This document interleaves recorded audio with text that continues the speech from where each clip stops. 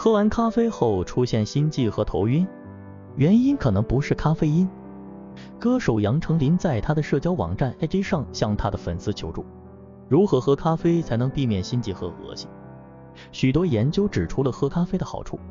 但为什么有些人在喝咖啡时出现心悸、头晕和手抖，是因为咖啡因的缘故吗？这个问题出现了，我真的想离他咖啡近一点。杨丞琳说，越来越多的人想在早晨以一杯咖啡开始一天的工作，有些人每天喝4-5杯咖啡，因为它是这个人的创造力和能量来源。近年来，一些研究证实，咖啡对人体有很多好处。美国饮食指南也主张，每天适量的咖啡摄入可能有助于降低慢性疾病的风险。世界卫生组织也首次撤销了咖啡的致癌性，将其从可能致癌改为致癌风险的证据不足，这样的消息让喝咖啡的人欢欣鼓舞。然而，仍有一些人无法享受咖啡的好处，他们在喝咖啡时无一例外地出现心悸和烦躁。为什么会有这样的差别？是咖啡因的原因吗？国外有几项研究对患有心律失常和其他心脏病的人在饮用咖啡因后进行心率监测，发现咖啡因不会诱发或加重心律失常，而喝咖啡的人有心悸与喝咖啡的对照组没有区别。也就是说，喝咖啡或没有证据表明摄入咖啡因会导致心悸。研究表明，即使是慢性心悸的病人，正常的是性早搏，戒除咖啡因和不戒除咖啡因的情况下，心悸的频率没有区别。喝咖啡与心悸和头晕之间存在着一串联系。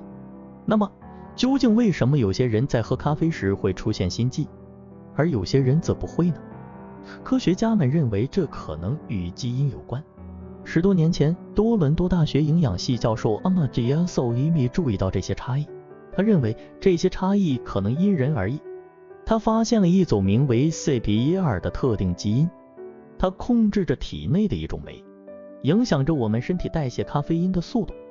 他发现这种基因的一个变体会导致肝脏以非常快的速度代谢咖啡因。如果快速突变体染色体从父母双方手中继承，这个人就会有快速代谢的基因，而如果父母中只有一方继承了快速突变体染色体或缓慢突变体，这个人就会以较慢的速度代谢咖啡因。而 Soimi 甚至指出，具有快速代谢基因的人对咖啡因的代谢速度是慢速代谢组的4倍。在美国国立卫生研究院的资助下，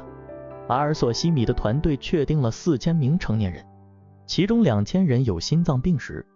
该团队分析了这些受试者的基因型和他们的咖啡饮用习惯。总体而言，那些每天喝4杯或更多咖啡的人，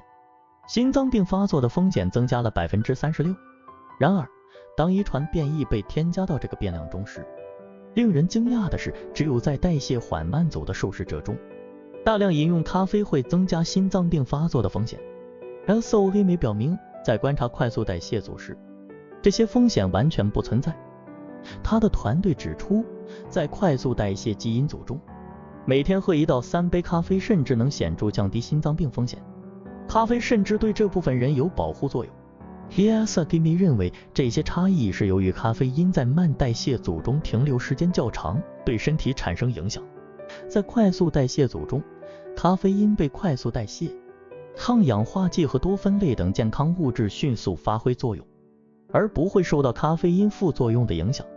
其他研究支持这一说法。一组意大利科学家在553名受试者中发现，无论是大量饮用咖啡的人还是每天适量饮用咖啡的人，慢速代谢基因组的高血压发病率明显较高。而对于快速代谢基因组，风险只随着咖啡消费的增加而增加。该研究显示，事实上